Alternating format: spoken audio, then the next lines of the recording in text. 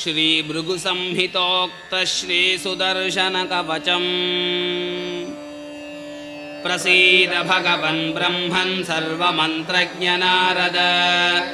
सौदर्शनं तु कवचं पवित्रं ब्रूहि तत्त्वतः। नारद उवाच शृणुष्वेह द्विजश्रेष्ठ पवित्रं परमाद्भुतम्